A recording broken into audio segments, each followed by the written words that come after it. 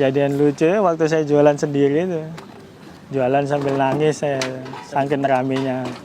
Ini yang beli kok nggak habis-habis. Karena kan gelas udah kotor semua toh. Belum saya cuci.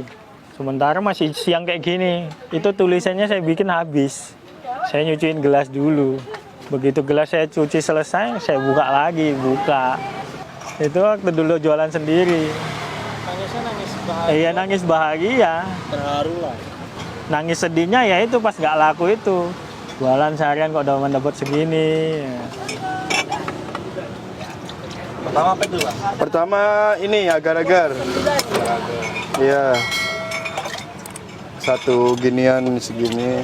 Satu heroes ya, Bang. Satu terus. Itu apa, Bang? Terus ini mutiara. Baru alpukat. Setelah alpukat. Setelah alpukat baru ini ketan. Nah, ini juga ketan juga nih, Bang ya? Itu ketan buat stok, Mas. Ketannya ketan susu coklat. Iya. Ya sekitar 8 tahun yang lalu mulai jualan. Mulai jalan dari mana? Ya sama kakak dulu, bantuin kakak 6 tahun. 6 tahun saya sakit pulang ke Medan dulu. Terus di Medan nganggur, telepon lagi suruh ke sini. Disuruh ke sini ditanya mau jualan sendiri apa mau bantu kakak lagi. Saya bilang jualan sendiri. Dimodali lah sekitar 20 jutaan lebih. Zamannya merintis hampir tiap hari makan Indomie. Nah, kebetulan kan saya baru ngerintis itu, jadi warung sepi. Kalau warung kakak rame, saya lari dari depan ke belakang bantuin. Sebelah-sebelahan. Ya kita hitungannya sih bukan persaingan, ya kan rezeki sendiri-sendiri.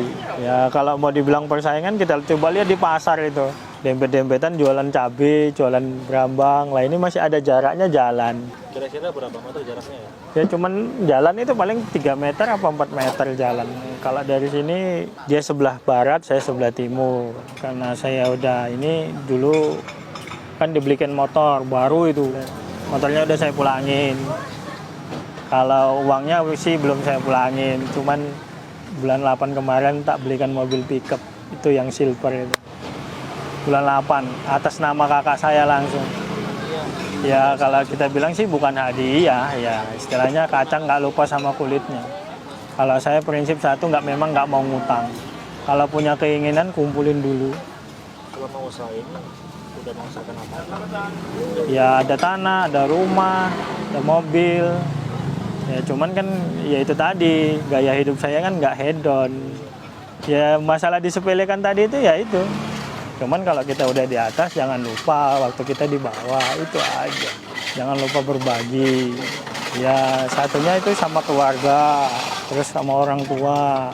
Nah, saya itu baru-baru ini ya bukan saya niat riak ya. Itu sama anak yatim piatu. Itu udah saya buktikan itu. Karena apa? Daripada kita ini bukan saya jelekin salah satu instansi ya. Daripada kita masukin uang ke asuransi dan uang itu lenyap, lebih bagus kita nyumbang ke anak yatim piatu. Misalnya di dalam panti itu ada 30 orang. 30 orang doain kita yang baik-baik. Betul nggak yang saya bilang itu? Kalau saya sih nggak ini ya, nggak beda-bedain agama apa yang saya tolong. Karena itu jadi satu penyakit nanti. Ya agama kita ya sama Tuhan aja, sama orang lain itu nggak perlu. Ya agama kita, agama orang lain ya agama orang lain. Kecuali misalnya saya nanya, Mas, agamamu gimana? Saya boleh belajar nggak? Itu beda lagi ceritanya. Tapi ketika kamu nolong orang, wah, ini agamanya ini nggak perlu saya tolong. Ini kafir ini, wah itu buang rezekimu. Jangankan yang kayak gitu, anjing aja kalau istilahnya hewan kalau kita lihat sekarat aja kita perlu tolong. Nah saya dari situ belajar. Makanya saya bilang daripada masukin asuransi, mendingan saya ya sedekah. Misalnya ada pembangunan gereja, saya kasih. Ada pembangunan masjid, saya kasih. Nah, nggak mungkin kan yang misalnya kayak pendeta apa, ustadz yang kita tolong itu nggak mungkin doain kita yang jelek-jelek. Pasti, Mas terima kasih ya, mudah-mudahan rezekinya tambah banyak, tambah lancar usahanya. Daripada istilahnya, kalau saya kan memang nggak ngerokok, nggak minum, nggak apa. Pokoknya hidup saya itu cuman bangun tidur kerja, pulang udah tidur lagi. Senangan saya juga nggak macam-macam, diajak wisata kemana itu saya nggak senang. Saya bilang Kamu wisata mau ngapain? Mau cari bahagia toh?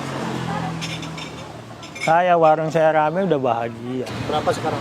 13. Kalau sekarang lakunya sampai berapa porsi bang? Ya bisa 400, 500 ya. Lagian kita mau cari uang banyak-banyak buat apa? Toh juga mati.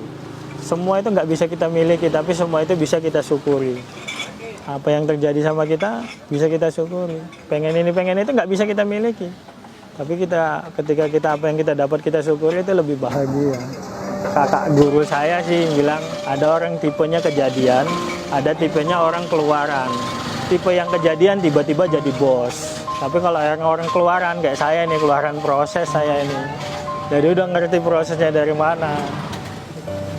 Ya kalau yang mau mulai usaha itu, yang namanya usaha nggak ada yang mulus. Tapi jadikan usahamu itu sebagai hobimu. Ya misalnya orang mau mulai usaha itu kalau dari hobi pasti maju. Karena dia hobi. Coba saya kasih ini ya, saya kasih ilustrasi ya. Orang beli motor, terus dimodif. Harga modifnya itu lebih besar dari harga motornya. Ngomongin ilustrasi ya bang? Iya. Tapi apa? Dia senang toh. Walaupun misalnya nggak jadi nih, modifnya nanggung. Karena memang nggak punya uang. Tetapi nanti kalau punya uang diterusin lagi. Yang namanya usaha itu ada maju mundurnya. Kalau kita udah tahan banting, ya itu tadi. Kalau satu ya jaga kualitas yang kita jual lah.